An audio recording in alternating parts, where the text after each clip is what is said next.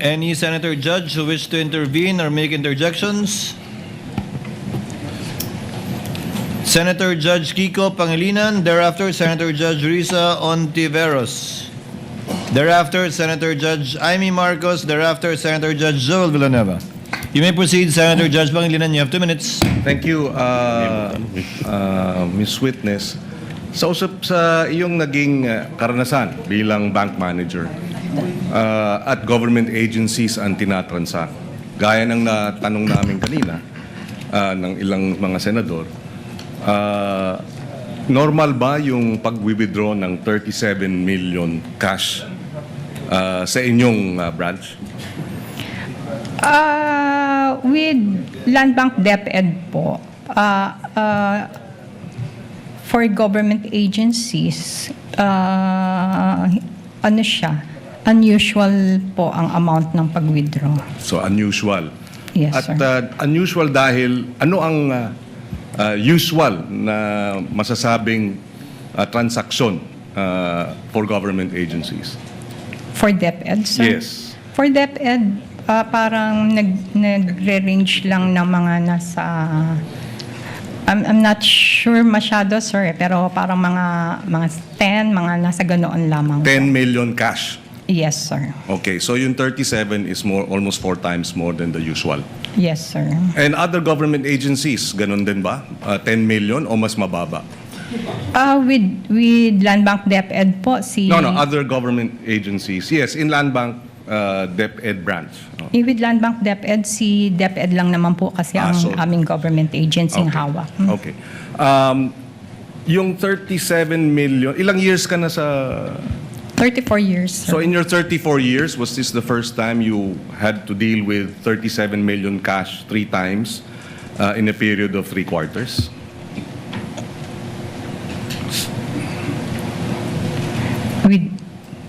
With other government No, agencies? with the DepEd. With the DepEd, no, sir. Para ngayon lang po yung time na may encashment na ganun kalaki. So this is the first time for you to experience that kind of cash transaction? Yes, Your Honor. Okay. And not in the DepEd, you were also manager in other DepEd, in other land bank branches? Yes, sir. So in other land bank branches, when you were the manager, would you say the same, that walang ganyang kalaking mga transaksyon ang ibang mga government agencies involving cash? Meron naman po. Which government agencies would this be? Your Honor, baka may violation ako ng bank secrecy law if I mention. Well, hindi siguro, pero hindi mo naman babanggitin yung amounts at yung bank account number, just the agency. And I'm not asking for a specific amount, just which agencies may have transacted in huge amounts.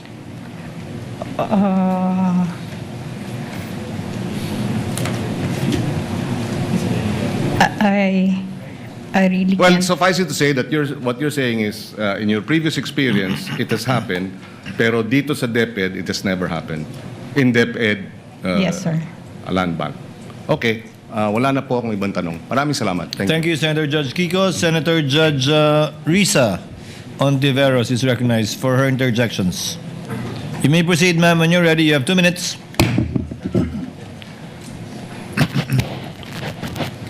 Salamat po, Mr. Presiding Officer. Madam Witness, sabi niyo nga unusual na makapag-withdraw ng 37.5 million pesos in cash sa isang araw at karaniwan ay 10 million pesos. So, halos isang kaapat lang nung halagang yun. Ano po yung naisip ninyo nung winidraw nila yung ganyang kalaking halaga? Wala naman po. Wala naman. At sinabi po ba nila sa inyo kung para saan yung 37.5 million pesos in cash na iyon? No, Your Honor. Hindi rin. Okay. Nung 2023, 112.5 million pesos po ang nirelease ng inyong branch sa Department of Education na pinamunuan noon ni Vice Presidente. At binanggit nyo po kanina 2 bag each time. Each of those 3 times ang ginamit. Naaalala niyo po ba kung ganong kalaki yung mga bag na yon? Hindi po. Parang 2 bags pero I'm not sure. At bilang branch manager po, paano niyo sinigurado na aprobado ni Vice President Sara na secretary noon? Paano niyo siniguradong aprobado niya yung mga transaksyong iyon na ganung halaga at in cash sa bawat araw 3 beses? As approved ni BP Sara po Yes, ang paano niyo transactions. sinigurado iyon? Dumaan po kasi yan sa sa DBM. Kasi DBM, approved ng DBM po yan. Na-release po ang pondo ni BTR. Mayroon po yung advice and pirmado po ng mga authorized signatories ng DepEd. Okay. So, dumaan sa DBM hanggang makarating po sa inyo yung mga cheque, ganung halaga, in cash, ini-encash nga po, and then inilalabas sa branch nyo sa tigalawang bag. Pero nananatili yung impression nyo na unusual yung ganyang kahalaking halaga na 37.5 million pesos at in cash, hindi po in checks. Unusual yung 37.5 po. So nananatiling para sa inyo, unusual yung halagang 37.5 million pesos dahil halos times 4 nung usual na sinabi nyong 10 million pesos at most. Yes, ma'am. Alright. Salamat po, Madam Witness. Salamat po, Mr. Thank you, Presiding Honorable Officer. Ontiveros. Senator Judge Marcos is recognized for interjection. Thereafter, Senator Judge Villanueva. Thereafter, the Senate President. And thereafter, Senator Judge Raffy Tulfo. You may proceed when you're ready, ma'am. You have 2 minutes. Yes, just clarifying po, Ms. Camposano.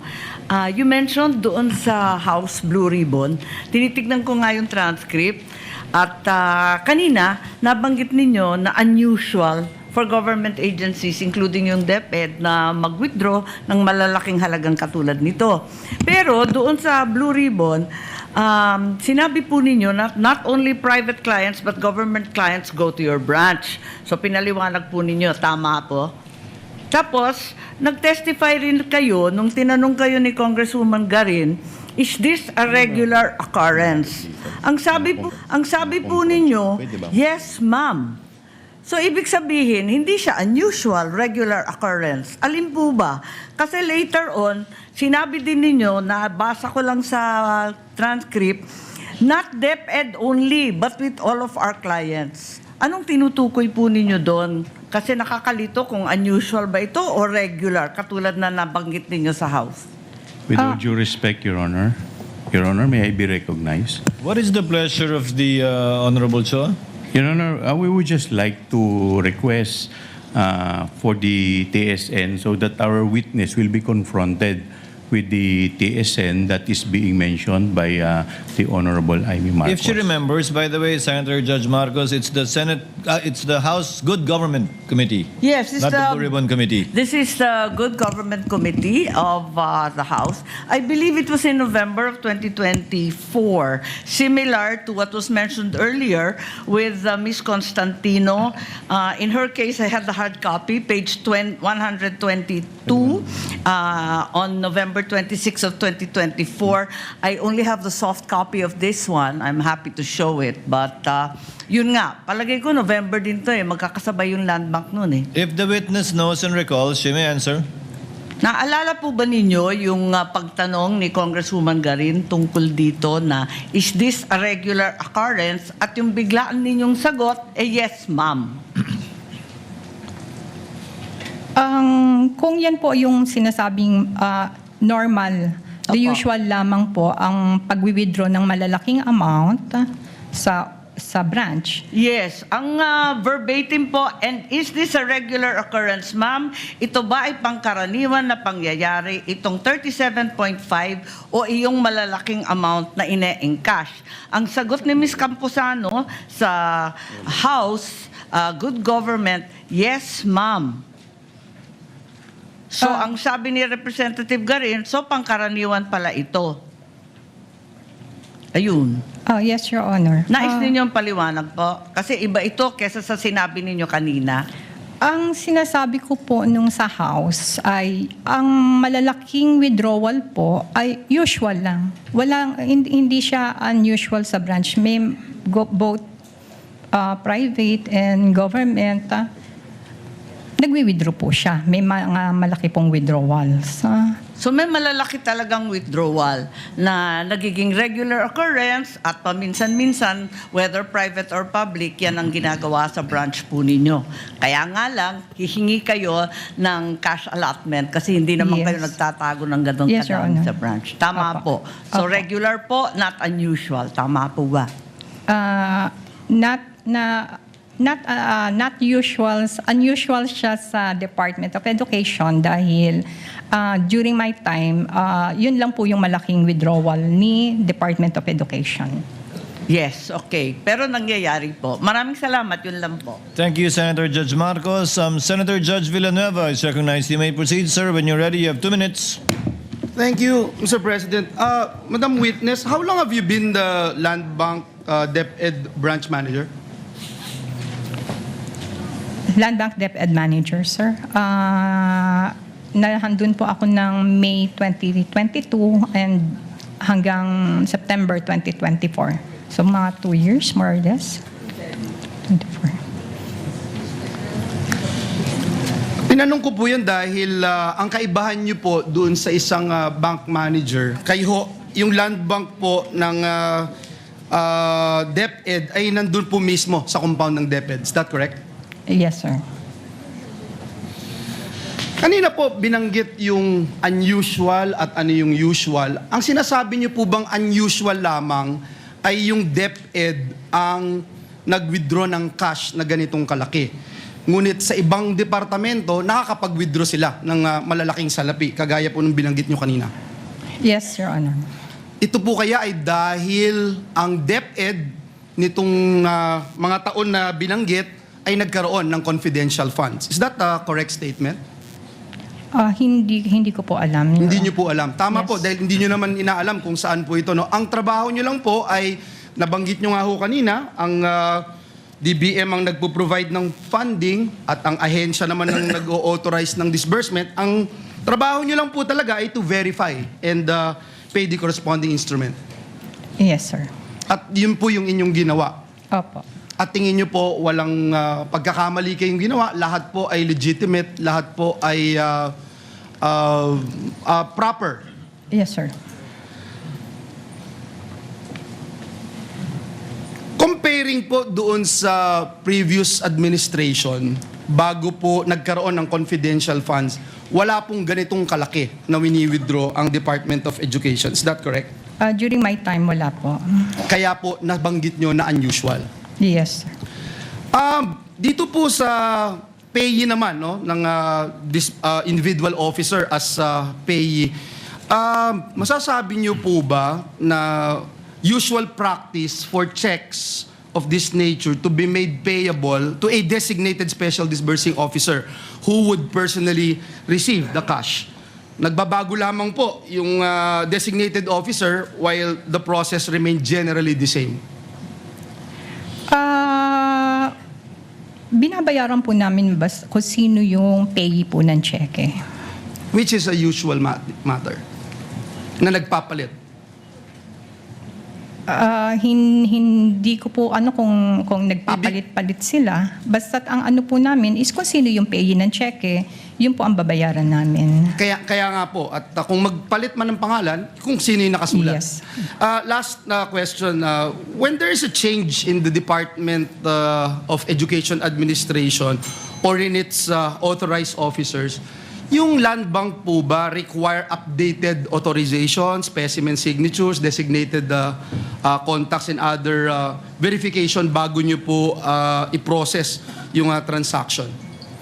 Pagka po nagpalit ang mga authorized signatories po ng isang department, ng isang agency, humihingi po kami ng mga specimen signatures and letter na sila po ang mga authorized nating signatories. At itong requirements nito na-comply bago nyo po nirelease yung salapi? Yes. Maraming salamat, Madam Witness. Thank you, Senator Judge Villanueva. Our distinguished Senate President, Senator Gatchalian. You may proceed, sir. When you're ready, you have 2 minutes.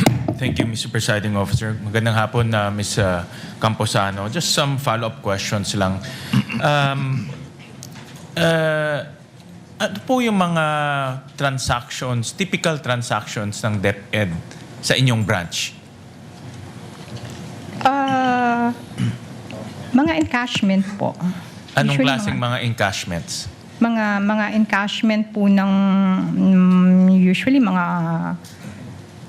overtimes or whatever po ng mga tao.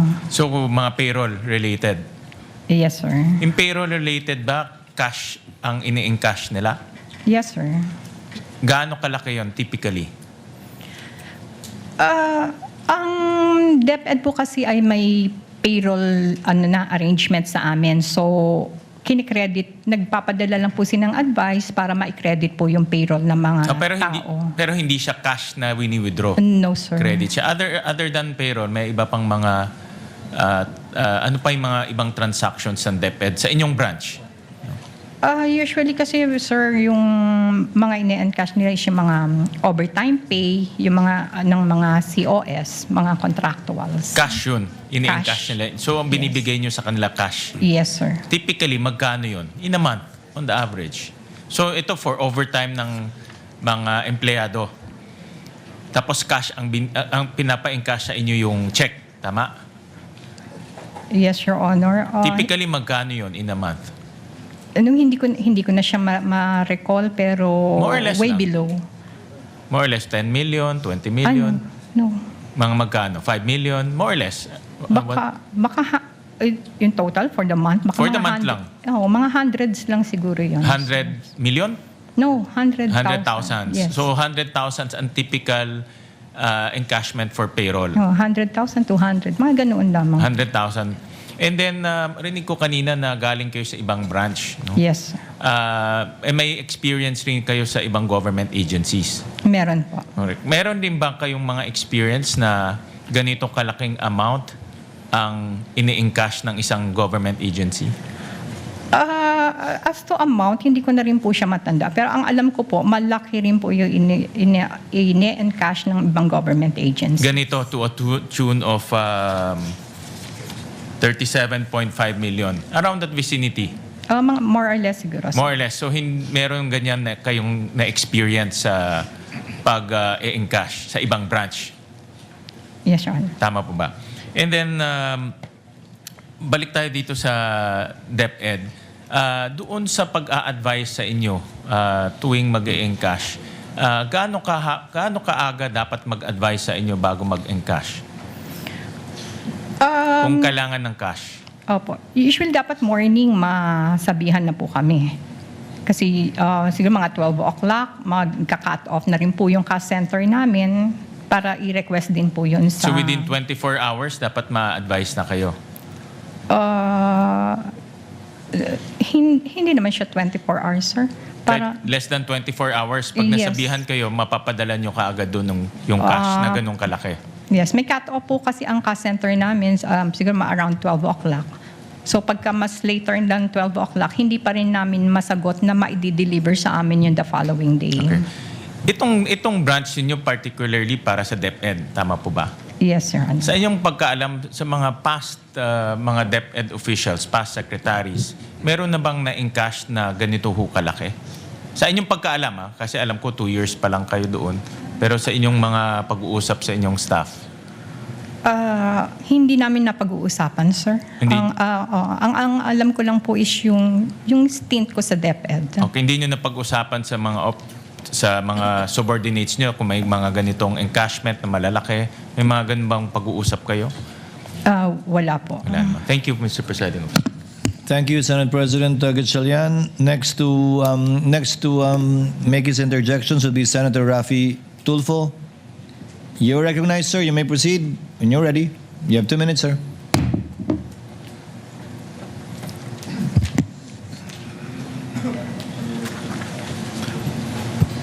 Madam Witness, ayon sa COA Circular 2015-01, pagdating sa disbursement ng confidential fund, ang authorized lang dapat talaga yung head ng agency or yung designated person ng agency na yon. You agree? And in this case, ang SDO is Edward Fajarda. Alam na natin, kanina pa natin pag-usapan. Correct? Yes, sir. Now, anong mga dokumentong sinamite sa Land Bank, DepEd Land Bank para magpapatunay na in fact talagang si Edward Fajarda ang designated SDO? Wala po. Wala? Wala po.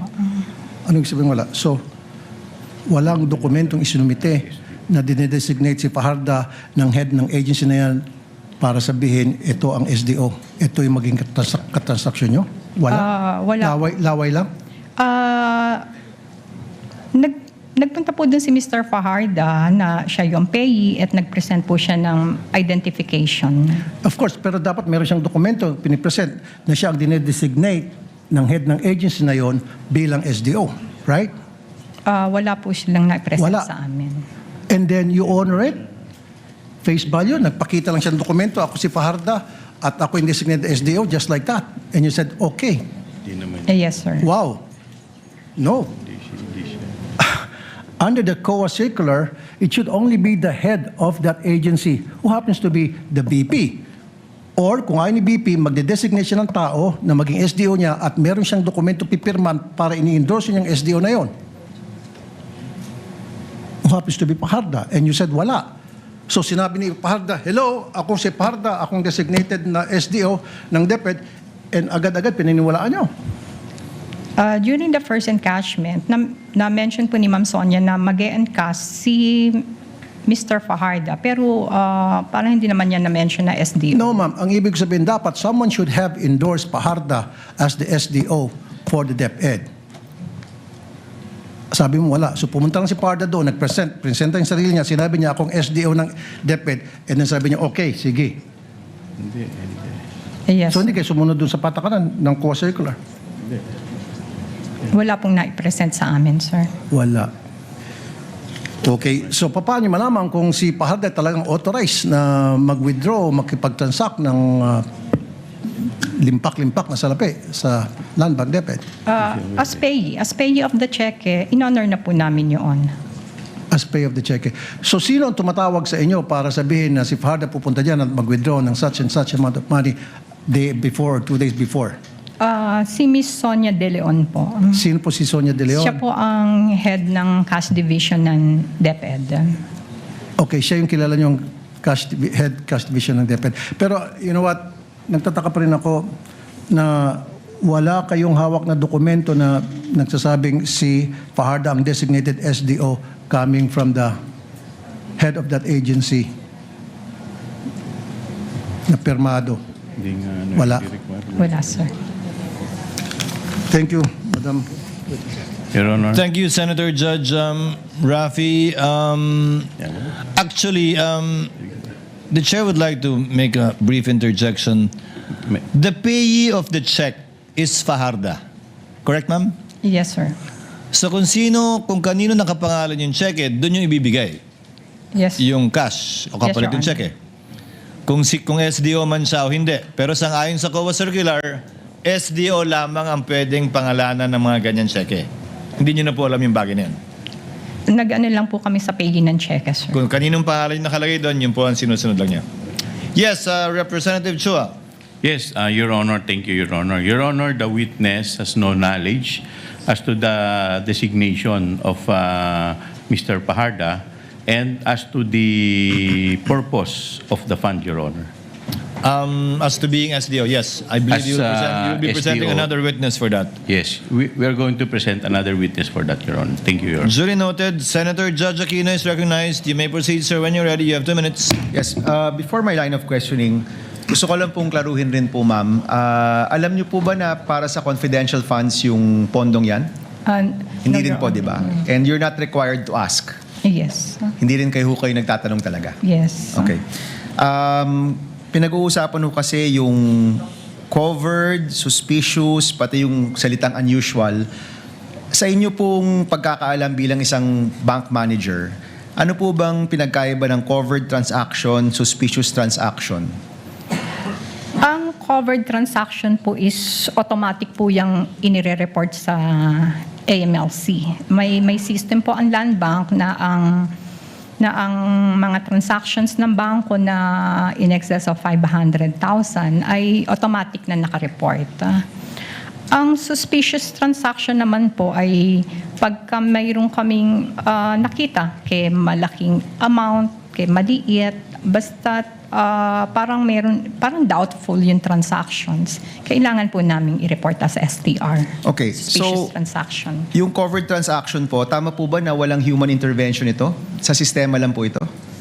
The STR? Sa covered transactions, Covered may wala human po. intervention po ba ito? Wala pong human intervention. System po yan. Ano po ito? Papasok o palabas o encashment o basta kahit anong above 500,000? Yes, sir. Kahit na ano po above, in excess of 500, naka-report po siya. Okay, so we can safely assume that this transaction was covered. Well, you don't want to deduce that, no? Ayaw niyo pong sabihin. Yes. Sino po ang nagde-determine na suspicious ang isang transaction? Who determines that? Sa amin po, sa branch, pagka po may napansin kami, ako po ang nagre-report niyan din. Kayo po, wala hong ibang pwedeng mag-report or ang branch manager lang po yung pwedeng mag-report? Ako kasi yung nagre-report, ako yung nagsasign ng report. Okay. So, ito po, tinanong ko rin po ito kanina dun sa manager ng Land Bank, pero nais ko lang po marinig rin po sa inyo. Nagkaroon po ba ng suspicious reporting ng transaksyong ito sa AMLA? Hindi po kami pwedeng mag-divulge ng any information regarding sa reporting po ng STR, sir. And nasa batas naman po yan na hindi ho kayo pwedeng mag-divulge. Yes. Yung sinabi niyo po kaninang unusual, iba po yun sa suspicious? Iba po. Okay, can you help me understand ano po yung pinagkaiba ng unusual tsaka suspicious sa inyo pong perspektiba? Unusual meaning, kakaiba lang yung transaction, pero not necessary suspicious. Okay. Yung suspicious po, tama po ba may eksaktong definisyon yan sa mga batas natin? Yung unusual po ay inyo lang pong pakiwari? Yes, sir. Okay. And kayo po bilang branch manager, ayaw nyo pong sabihin kung nireport nyo po ito, pero sa inyo pong karanasan, lahat pong nakikita nyong hindi pangkaraniwan, nire-report nyo po ba sa AMLA? Not particularly this case, but in general? Hindi naman po. Hindi lahat ng mga unusual transaction ay nire-report namin as suspicious. Alright. Maraming salamat, Mr. Chan. Senator Judge Ejercito is recognized for his interjections. You may proceed, sir, when you're ready. You have 2 minutes. Yes, thank you, Mr. Presiding Judge. Just clarification. Ma'am, kanina po nakikinig po ako, no? Ang nabanggit nyo, sabi nyo, na ilang beses sabi nyo, unusual po yung 37.5. Madalas, the transaction sa inyo pong branch ay nag-average yan 10 to 20 million. Tama ho ba? Ang aking pagkakarinig. Opo, mga nasa 10 million. So sa isang karaniwang araw, ano po yung sa inyo pong experience, ano daw po yung pinakamalaking halaga ng cash na inyo pong nailabas sa inyong sangay para po sa isang client, in this case ito pong ahensya na ang DepEd po? Ano po yung pinakamalaking amount? Ito na po ba yung pinakamalaki dahil sabi nyo kanina ay unusual? Pinakamalaki pong amount na nailabas nga po ay yung na-encash is yung 37.5. Ito na po. Opo. So ito yung nagsimula nung kailan po ito nagsimula yung ganitong withdrawals, yung ganitong kalaking amount? Anong pong February, sir? Ito na po, last question, Mr. Presiding Officer. Nangyayari po ba itong ganitong kalaking amount, ganito kalaking halaga na withdrawal sa ngayon? Ay, during my time, wala na po yung, yun lang pong tatlong yun. Yung tatlo lang. Well, hindi na po nasundan. Wala na po. That's all. Thank you. Thank you, Senator Judge Ejercito. If there are no other Senator Judges who wishes to make interventions, Chair would like to make a few. Ms. Camposano, ma'am, tama po bang translation ito? Unusual sa Tagalog, kakaiba. Yes, Your Honor. Suspicious, tama po ba, kaduda-duda? Yes, Your Honor. Sang-ayon sa AMLAC, yung kaduda-duda dapat i-report, pero yung kakaiba, hindi kailangan i-report. Yes, Your Honor. Tama po. Sabi niyo po kasi kanina, yung unusual hindi kailangan i-report, pero yung suspicious, kailangan i-report. Sangayon sa batas. Hindi ko po sinasabing suspicious to. Sinasabi ko lang, yun yung sinasabi ng batas. Suspicious transaction po ay kailangan nating i-report as STR sa AMLC. And yung unusual, kung unusual lang naman siya, but wala naman pong suspicious dun sa transaction, hindi po siya kailangan i-report. Isa na lang po katanungan, curious lang po ako.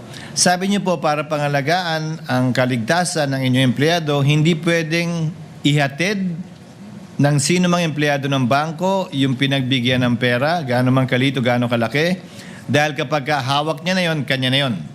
Tama po ba? Opo. Ibig sabihin po ba nun, pag na-withdraw na yung pera at hawak nun ng depositor yung pera, pag may nang hold up ng bangko, matapos niyang mahawakan yung pera, siya na ho yung mawawalan, di na kayo. Ganun po ba yan? Hindi. Sa praktika lang usapan. Gayun din, paglabas niya ng bangko nyo, na hold up siya doon, hawak niya na eh. Wala na kayong pakialam, di ba? Kaya kayo may polisiya yung gano'n na bawal magatid. Dahil nga, pag hawak na niya, kanya na yon. Opo. Kanya na yon, pananagutan niya na yon, wala na kayong pakialam. Ano man ang mangyari doon? Yes, Your Honor. Mawala man yon, nakawin man yon, hold upin man yon, labas na kayo doon. Yes, Your Honor. That would be all. Ms. Camposano, are there any other interjections or interventions by any of the senator judges? One quick question. The Senate President is recognized. One quick question, Mr. Presiding Officer. Ms. Camposano, nasabi niyo kanina unusual, pero may nasabi rin kayo kanina in your past experience na may government organization na naglabas ng perang ganang kalaki rin. Bakit unusual po sa DepEd pero hindi unusual dun sa government organization na yun? Usually kasi yung mga ibang agencies po para normal na from naglalabas sila ng ganoon. Ito pong kasing sa DepEd kaya ko po nasabing unusual is ito lang pong tatlong to ang nangyari. So in other words, doon sa ibang government agencies, madalas sila ganito kalaking amount ang lumalabas. Regular yun. Opo. Sa DepEd, hindi regular.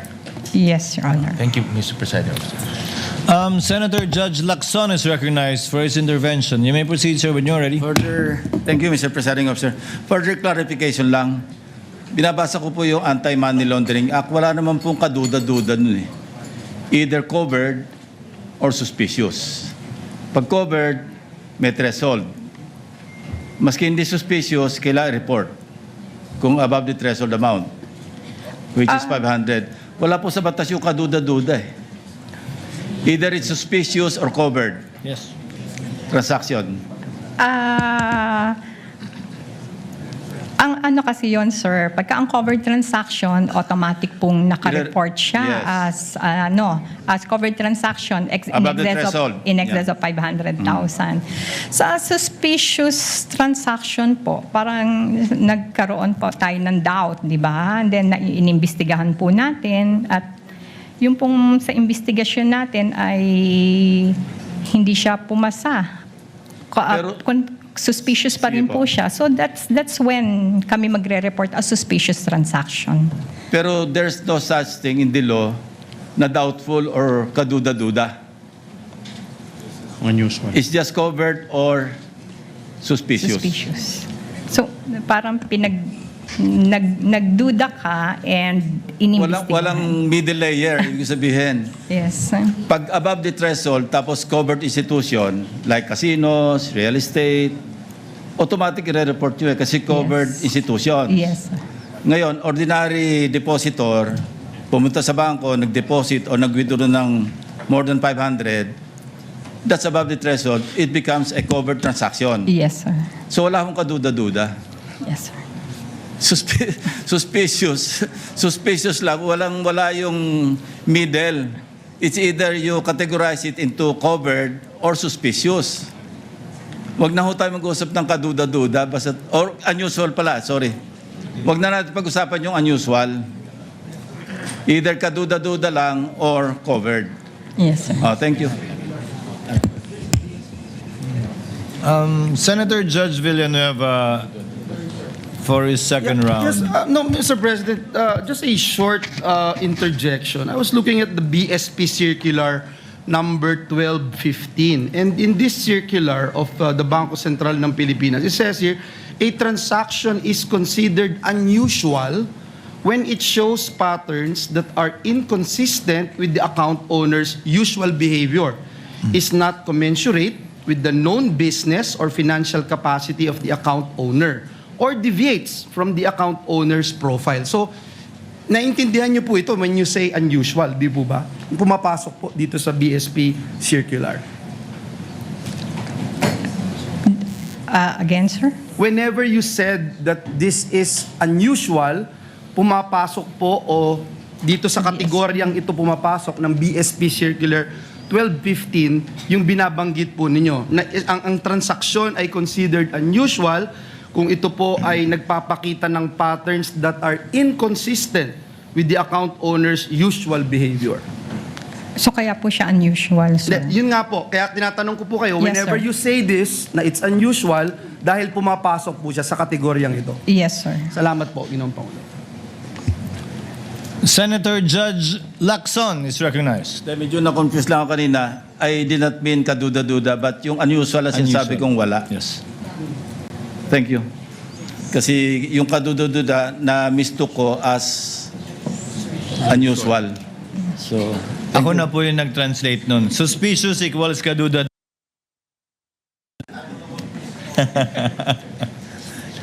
Senator Judge Lauren Legarda is recognized for her interjection. You may proceed, ma'am, when you're ready, and you have 2 minutes. Just very briefly, thank you, Mr. Presiding Officer.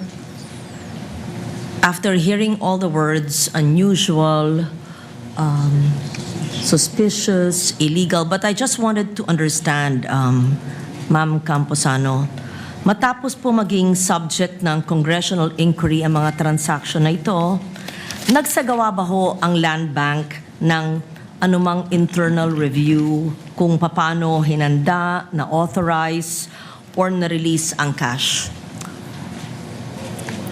Internal review po ng Land Bank? Yes, because you used words unusual, suspicious, all of that. I just wanted to know, pagkatapos po nangyari yun, was there any internal review? I just wanted to understand that.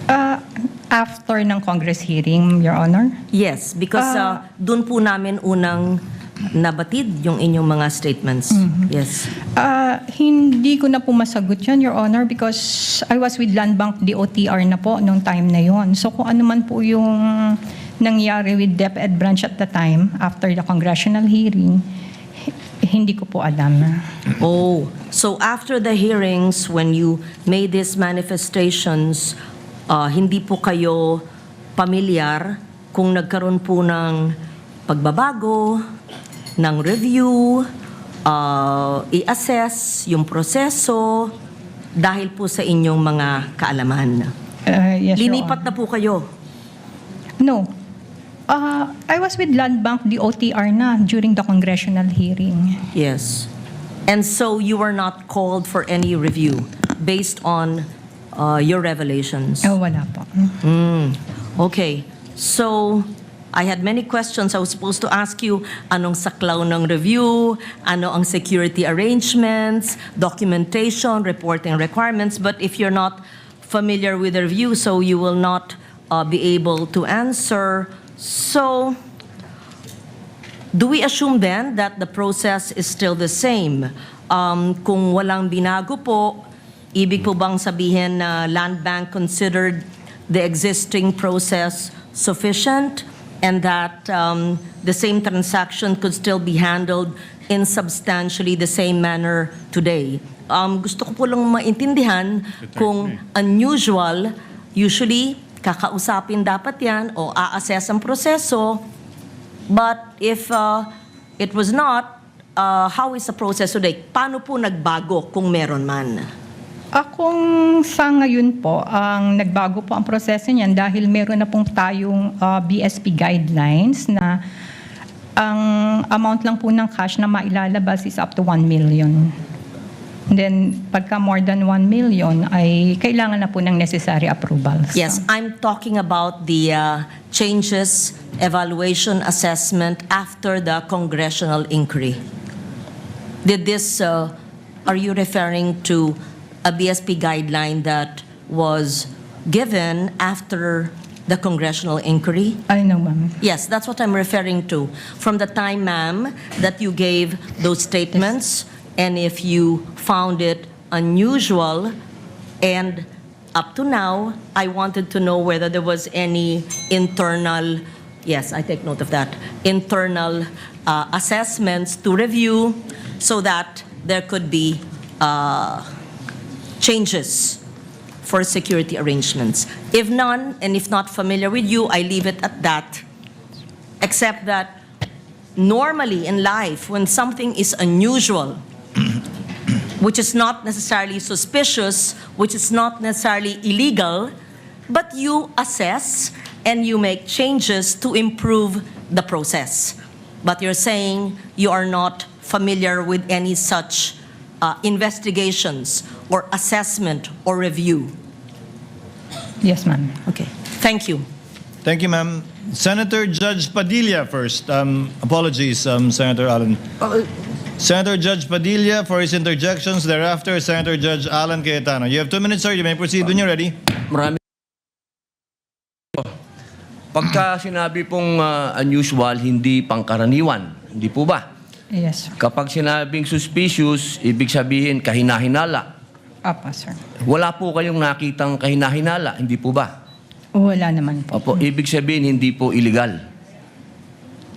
Wala naman. Ang ano lang po kasi namin is yun sa check and cashment. Opo, ibig sabihin wala pong illegal. Wala po. Kaya nakita. Okay, maraming salamat po. Sa prosecution naman po ako. Ginoong prosecutor, po ba ang confidential fund? Your Honor, yung confidential fund po, sa akin pong pagkakaalam, ito po'y binibigay sa Pangkaraniwan po ba siya na ibinibigay? Depende po sa mga government agency at saka So head hindi ng po siya agency. pangkaraniwan kasi depende. Tama po. Salamat po. Thank you, Senator Judge Padilla. Senator Judge Alan Cayetano is recognized for his interjections. You have 2 minutes, sir. You may proceed when you're ready. I think most senators already clarified, but just a little bit more. Magandang hapon, Madam Witness. Good afternoon, sir. So, are you familiar with confidential or intelligence or discretionary funds? No, sir. Yeah. So, yung usual or unusual, depende kung saan ka naka-assign. Kasi for example, kung sa Malacanang ka naka-assign, and parating may intelligence funds ang Malacanang, usually withdraw, whether it's 25, 50, 100. So if they always do it, then it's usual, right? Yes, sir. If they don't, if it's just a one time that year, oh, unusual, bakit suddenly, right? So whether it's you or the previous witness, ang tinatanong lang namin kung usual sa branch niyo.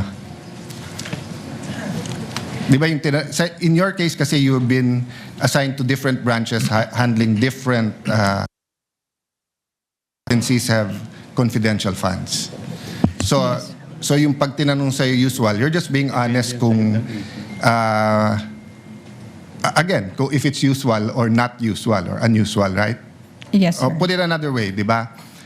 If you're a kind of person that you love everyone, then I'm first time ko pumunta sa branch mo, I love Alan, then it's usual. Di ba? Sabi nga ni Tom Jones, it's not unusual to be loved by you. Di ba? Kung yun ang usual. If you're the type of person naman that you don't like anyone, then suddenly I go to your branch, sasabihin naman ng mga tao doon, Ma'am, medyo unusual, ba't mo nagustuhan siya? Di ba? So I think yun din yung isang tina-clarify ni Senator Tulfo, ni Senator Lacson, etc.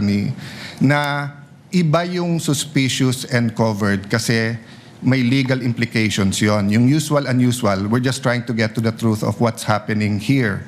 So the other point what I want to make is that siguro sa prosecution ko na to itanong dahil we're all legislators here, Honorable Chua, no? Is it usual for DepEd to have confidential funds. Your Honor, I believe that this is the first time that Yes. DepEd received confidential Yes, funds, Your in Honor. fact, here in the Senate, in caucus, ako lang halos ang nag-object. I think 2 lang kami o 3. Ang sinabi ko nun sa chairman namin ng Committee in Finance, if the Vice President needs that amount, same amount na nire-request niya kasi at least dun usually naman talaga meron kasi nga or pwede kasi Vice President siya.